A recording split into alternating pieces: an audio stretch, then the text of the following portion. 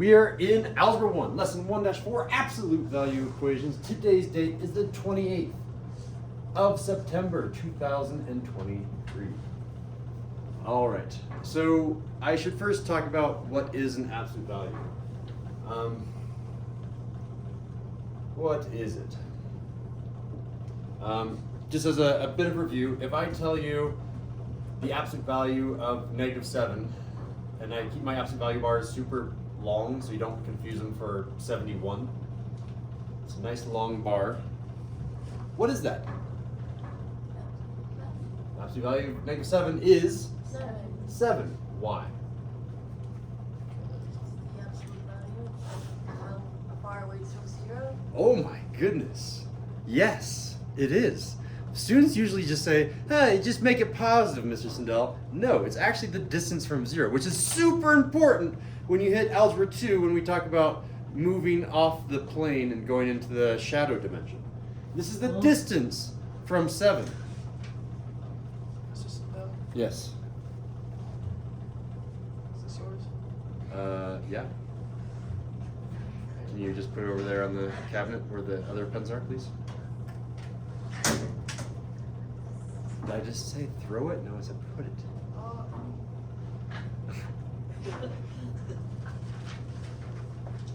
It's the distance from 0.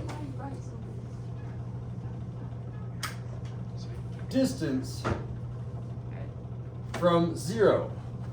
And distance is always positive. This thing is always positive. So yes, this number will always be positive. And that's because distance is always positive. This definition should help us to solve. So, let's do example 1 and we'll do an analysis. What if I told you that I have the absolute value of x, and that's equal to 7?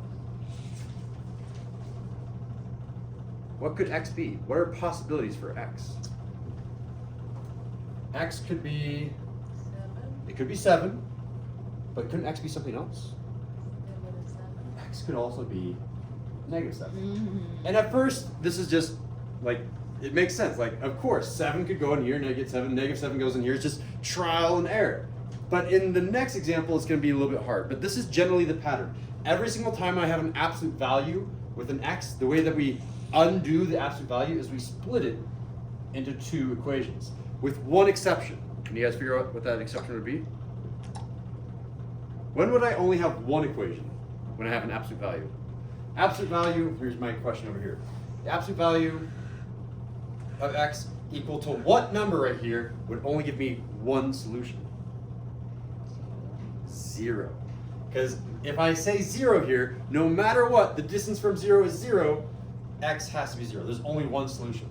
Ooh, sometimes weird things can happen. Watch this one.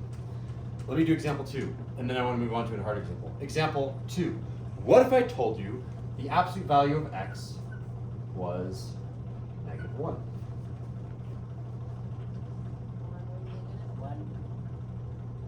Can I ever have a distance equal to -1? No, you cannot. So your answer will be no solutions. Anytime where I just have an absolute value and it's equal to a negative, stop, you're done. That's not possible. So far, so good. Okay, I'm going to start making these a little bit more spicy. Here we go. Example 3.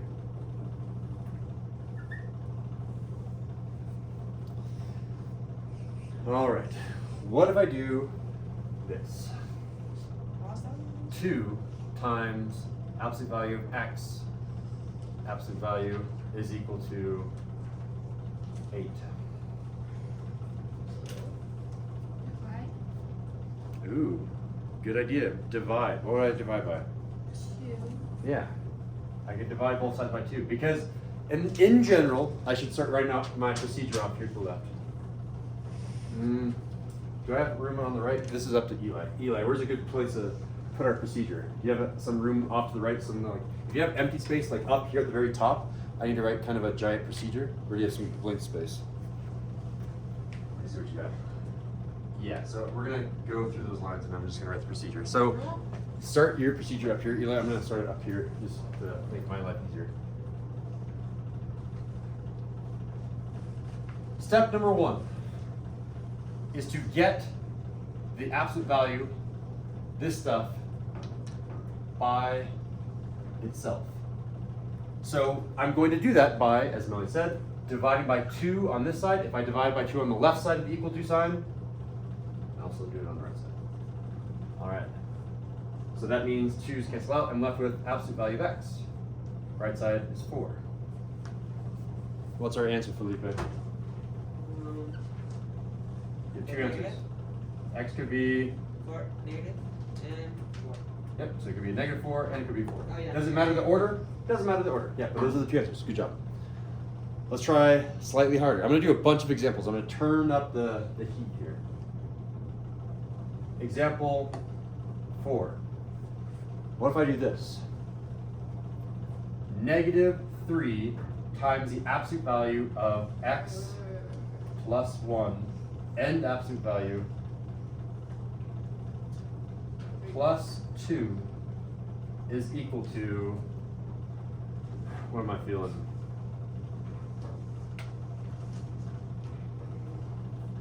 -9. I'm going to pause right here to talk about our sponsor and let Eli catch up. Oh, is that water bottle again? Today is sponsored by my robot. Oh, finally.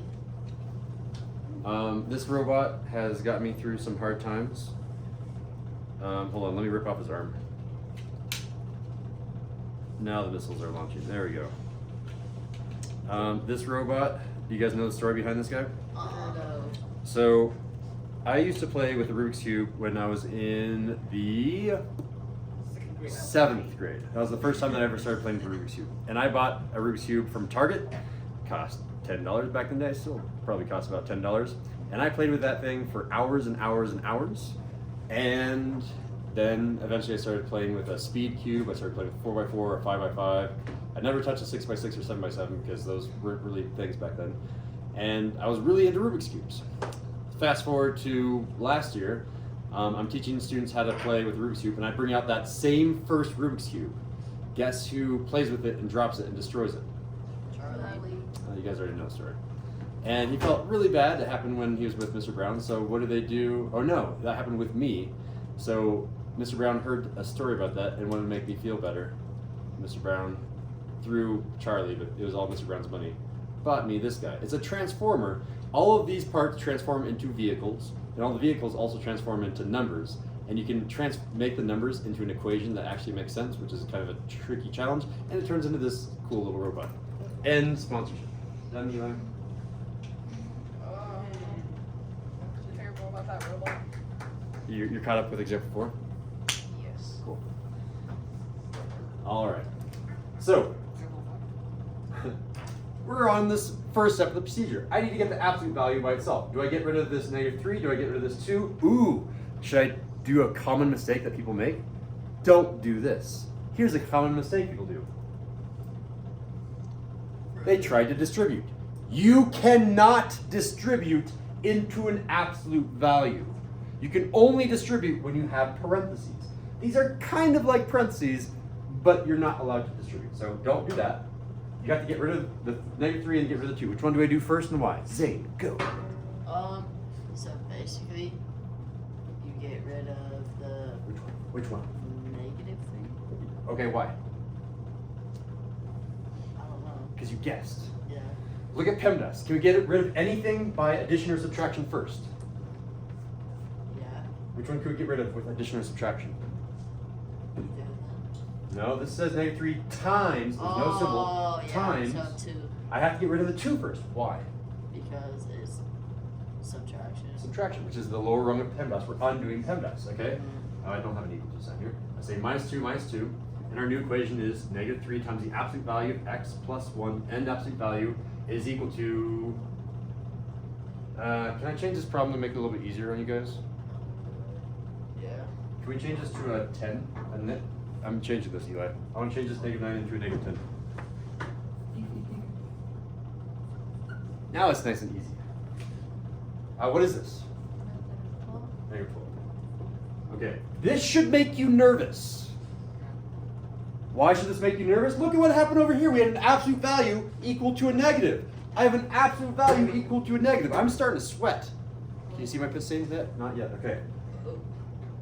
What do I do next, though?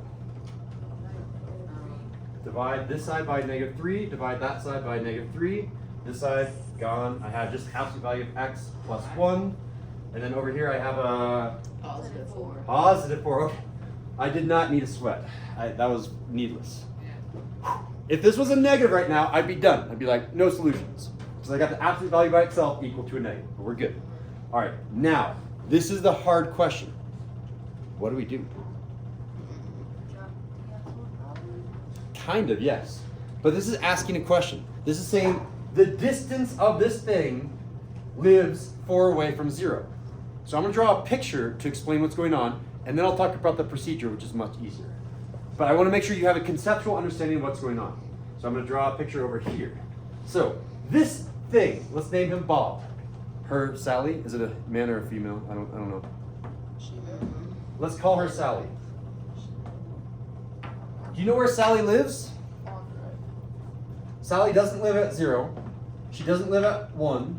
She doesn't live at 2. She doesn't live at 3. She lives at 4. And she also lives where? She has to live 4 away from Negative 0. She could also live 1, 2, 3, 4. She could also live at -4.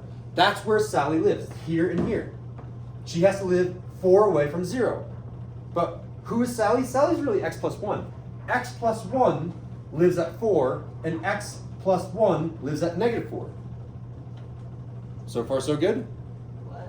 X plus 1 lives at 4, and x plus 1 lives at -4, because this is saying this lives a distance of 4 away from 0.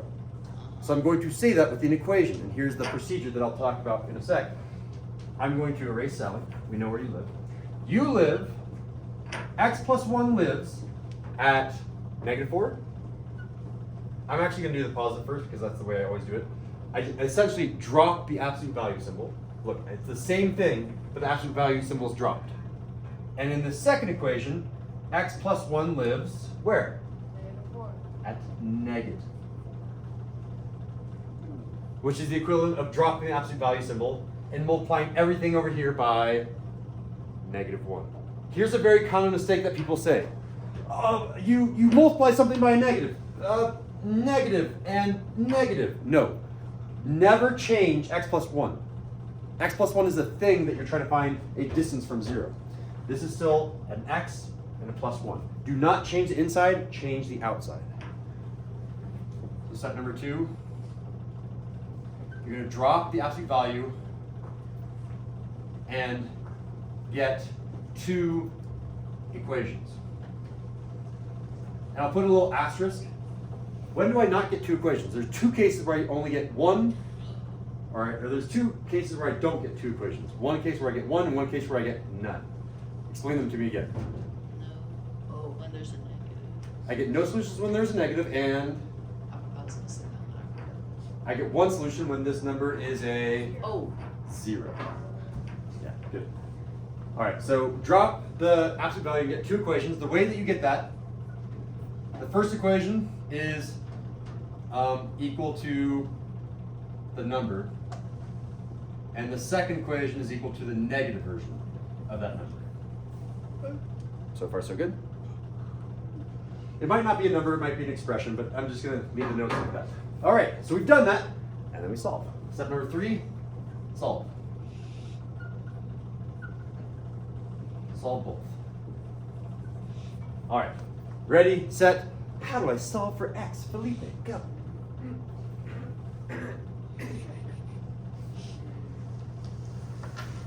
Get rid of that one, right? X. We subtract Subtract. 1. Yeah, that's all. What about over here? Subtract 1. In both sides. Yeah. What's our new equation on the left-hand side? X equals 4. Positive. Negative. Positive 3. And x equals -5.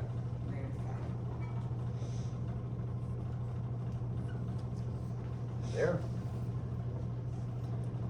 There are harder examples than that, but I don't want to leave those in the notes. I want you guys to play with those in the homework. I feel like I've been up here for way too long. What does the video say?